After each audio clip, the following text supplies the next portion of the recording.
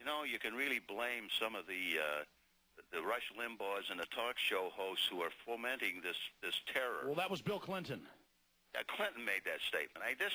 And they had a handy guy in McVeigh. They had a real handy guy. I also know, and I know this through affidavits that I've read, that there were people, eyeball witnesses, who saw the Middle Eastern man running from the scene alongside McVeigh. And why don't the feds just release those 12 surveillance camera tapes if it's just McVeigh alone? Those surveillance camera tapes are going to show that there was a Middle Eastern man running with him. Some of these people who gave affidavits were interviewed by the FBI during the course of the investigation. They were interviewed about the second person they saw, and the agents tried to make them say that the second person was Nichols. Every single one of these people said, absolutely not. It was a Middle Eastern type individual. Al-Husseini. Now, listen to this. None of those 302s, none of those investigative reports have ever surfaced. So the FBI comes up with all these thousands of documents that they claim they overlooked, but the key ones where they tried to get him to say it was Nichols never surfaced. What were they saying about the attack on Lower Manhattan? Originally, the original report that I got was that that they had arranged for 3 attacks on the United States. 1, they were going to take down an airliner. 2, they were going to attack a federal facility in the heartland of the United States. First one's TWA, Oklahoma City, right, in reverse order, and then now... And the third one was going to be a massive attack in Lower Manhattan.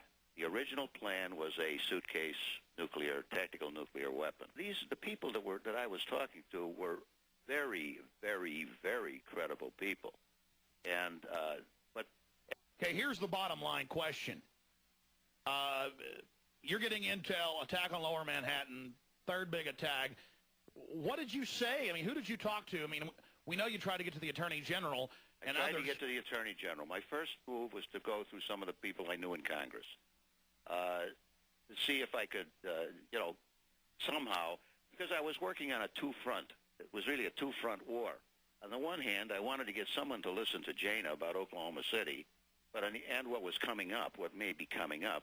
On the other hand, I was trying to get somebody to understand that Hamas has infiltrated the United States. I tried the House, I tried the Senate, I tried to get to the Department of Justice. The very people that put up roadblocks on the attack against the terrorists under Clinton are still there. And they still constitute almost like a moat between the people with information and the people who should hear the information. So when you're talking to these Justice Department people and folks in Congress trying to give them all this information, what do they say to you? They say, oh, my, that's wonderful. Yeah, we'll get right back to you. I have never got a call back. When I was on a radio program out east, out in Pittsburgh, and I hinted at this. I just hinted that the FBI was sitting on information when they should have been sharing it with others, and as a result, there was a breakdown in intelligence. The next morning, I got a call from the office of the Speaker of the House, who happens to be an Illinois Republican.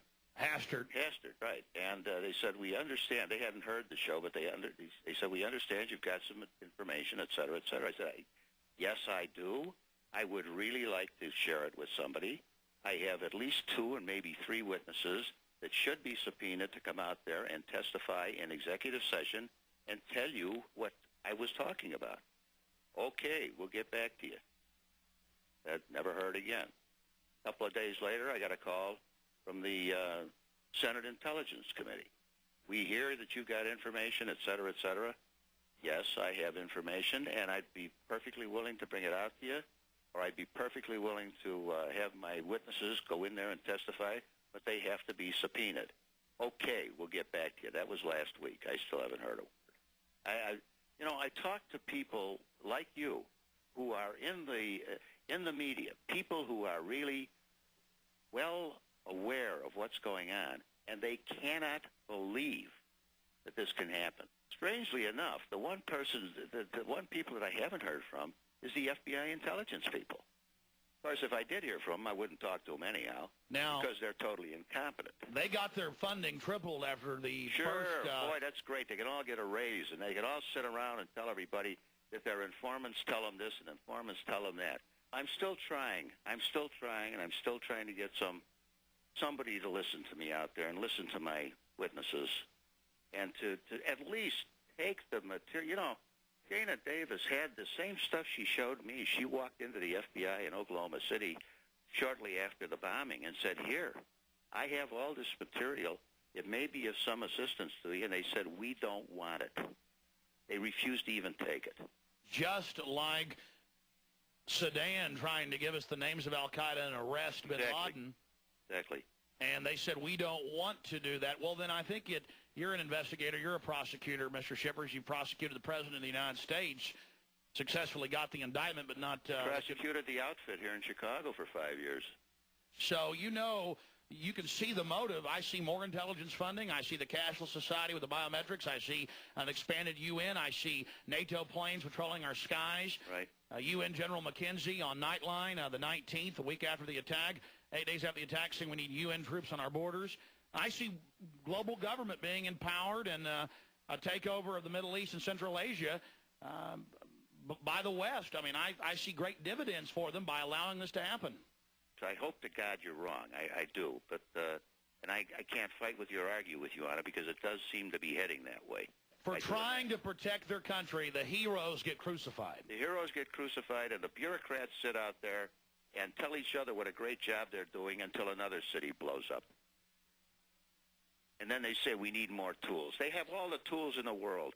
They could have found the money years ago if they had just listened. We've got to go public because we tried to do it the right way. We tried to do it by going to the people in whom you would normally repose your confidence and trust. It didn't work. Nobody cares. Well, we know this. The bureaucrats are going to get even more funding now. You want more evidence of prior knowledge? The October 24th, 2001 Associated Press reported that Ari Fleischner in a White House press briefing admitted that George Bush and much of his cabinet were already on Cipro on September 11th, 3.5 weeks before the first traces of it popped up in Boca Raton, Florida. This is a whole nother section. We can make a whole other film on it, but it was actually proven that the anthrax was sent from Fort Detrick, Maryland, a U.S. weapons lab, again to create fear. Another smoking gun. It never ends. I know the information in this documentary film is extremely painful, but the facts are the facts. Bush signed a document blocking the FBI and Defense Intelligence from stopping Al-Qaeda. They're actually suing him over it now. And realize that it's Democrats as well. The New World Order controls things at the top. And if we don't hold government responsible, they're going to use this terror to get more control over our lives.